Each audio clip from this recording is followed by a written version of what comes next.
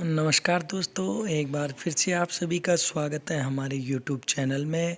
और सब्सक्राइब कीजिए हमारे चैनल को और साथ ही प्रेस कीजिए बेल आइकन की घंटी को, ताकि आने वाले सभी लेटेस्ट वीडियो की नोटिफिकेशन सबसे पहले आप लोगों के पास पहुंच सके। तो आइए सब्जेक्ट को कंटिन्यू रखते हुए आज इस वीडियो में हम बात करेंगे वर्ण व्यवस्था के ऊपर। और अगर आप अभी तक हमारे YouTube चैनल पर नए हैं तो प्लीज़ चैनल को सब्सक्राइब करना ना भूलें। आइए दोस्तों, वर्ण व्यवस्था के बारे में चर्चा कर लेते हैं।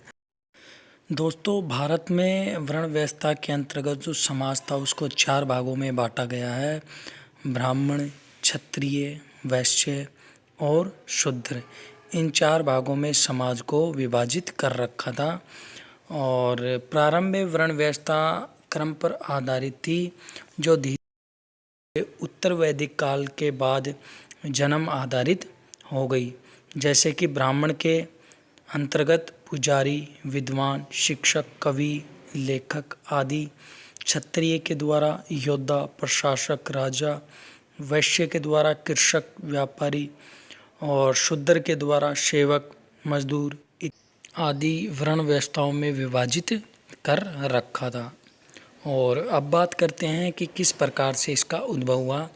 सर्वप्रथम सिंधु घाटी सभ्यता में समाज व्यवसाय के आधार पर विभिन्न भागों में बांटा गया था, जैसे पुरोहित, व्यापारी, अधिकारी, शिल्पकार, जुलाहा और श्रमिक। वर्ण व्यवस्था का प्रारंभिक रूप ऋग्वेद के पुरुष सूक्त में मिलता है। इसमें 4 वर्ण ब्राह्मण, जन्य, क्षत्रिय, वैश्य और शूद्र का उल्लेख किया गया है।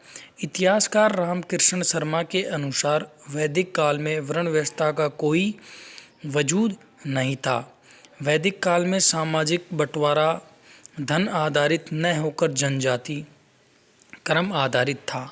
वैदिक काल के बाद धर्मशास्त्र में वर्ण व्यवस्था का विस्तार से वर्णन किया गया है। उत्तर वैदिक काल के बाद वर्ण व्यवस्था क्रम आधारित न होकर जन्म आधारित हो गई थी। और मनुस्मृति में वर्ण व्यवस्था का विस्तार से वर्णन किया गया है।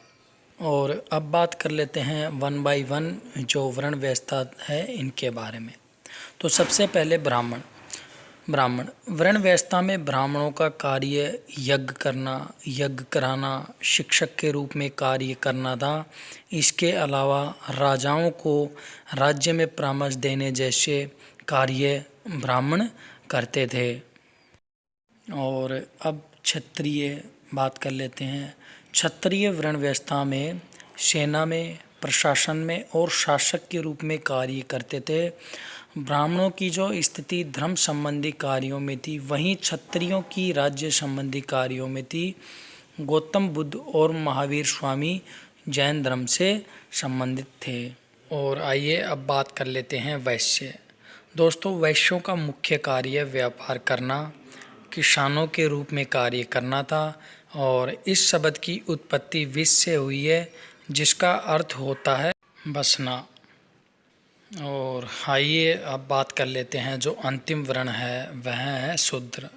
दोस्तों, शूद्रों का कार्य उपरोक्त तीनों वर्ण की सेवा करना था। समाज में वैदिक काल में छुआछूत का प्रचलन नहीं था। छुआछूत की प्रथा ने गुप्त काल में जड़ें जमाना शुरू कर दी थी। तो दोस्तों, यह था आज का छोटा सा वीडियो, और जिसमें वर्ण व्यवस्था के ऊपर चर्चा की गई है।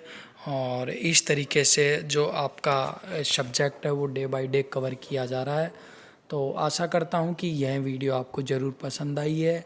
तो पसंद आई तो प्लीज़ इसे लाइक कीजिए, शेयर कीजिए और साथ ही अपने दोस्तों में भी इसको शेयर कीजिए।